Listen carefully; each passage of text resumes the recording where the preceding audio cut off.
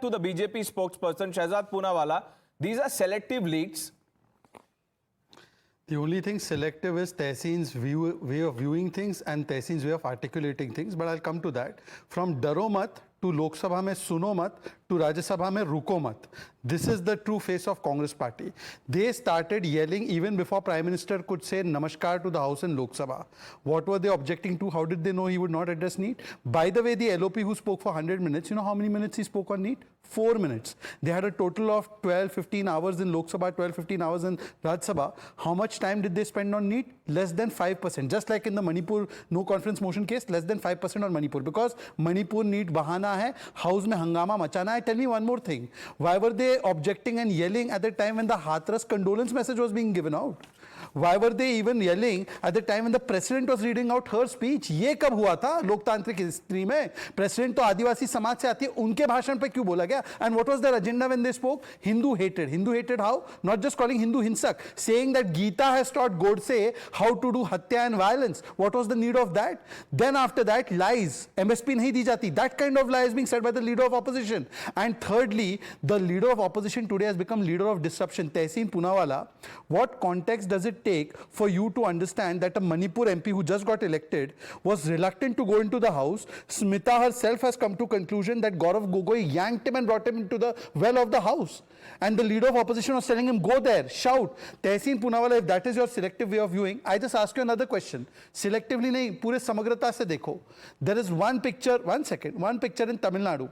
Leader of opposition only said, sir, I want to discuss 65 Dalit deaths. He has been suspended outside Parliament, outside Assembly for the entire session. And those are our people. North South aapne hi kiya tha chunav mein. Dalit aapne hi kiya tha. And there is another picture where the leader of opposition is saying, ki go, don't let the Prime Minister speak. The same Prime Minister who is offering water to the people who are protesting. Who is democratic and who is dictatorial, aaj pata chal gaya. And Tehseen Poonawalla at least have some integrity. The video is very clear. ऐसे तो आधे अधूरे clips पर पूरे narrative को बना देते हैं ये लोग, और आज इतनी बड़ी क्लिप सामने आ गई तो इनको समझ नहीं आ रहा कि कौन आने बोल रहा है और कौन जाने बोल रहा है।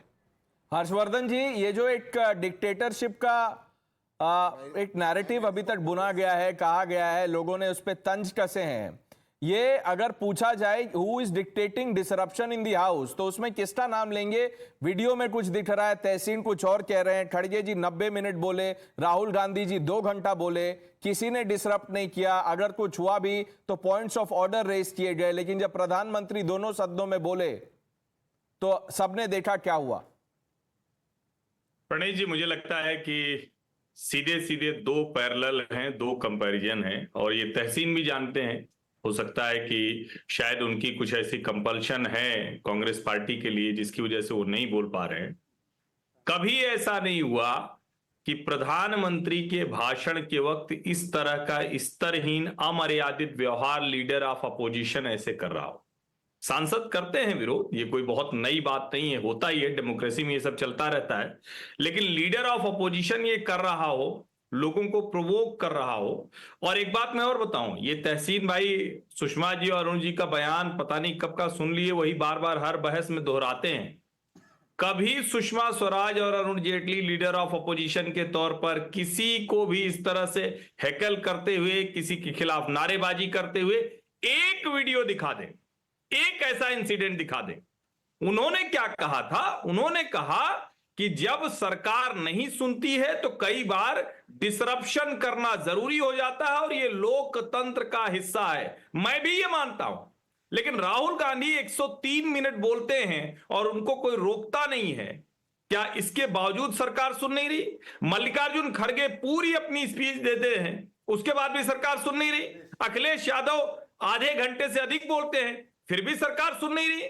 अच्छा होता कि देश को विपक्ष का ये अमर्यादित चेहरा नहीं दिखता। 52 से 99 ने ऐसा एक विचित्र किस्म का उत्साह ला दिया है। सारी संवैधानिक परंपराएं जिस संविधान को लेकर घूम रहे थे, उस संविधान का इतना अपमान 18वीं लोकसभा शुरू होते ही लोकसभा और राज्यसभा में किया गया, ये बेहद निंदनीय है। आईपी सिंह जी, अखिलेश यादव जब बोले तब तो बीजेपी एमपीज या एनडीए एमपीज ऐसे चीख चिल्ला नहीं रहे थे, ना ही राहुल गांधी के स्पीच में कोई डिस्टर्बेंस हुई। खड़गे जी भी राज्यसभा में बोले तो वहां भी शांति बनी हुई थी।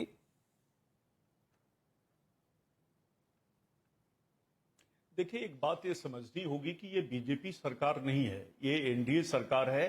ये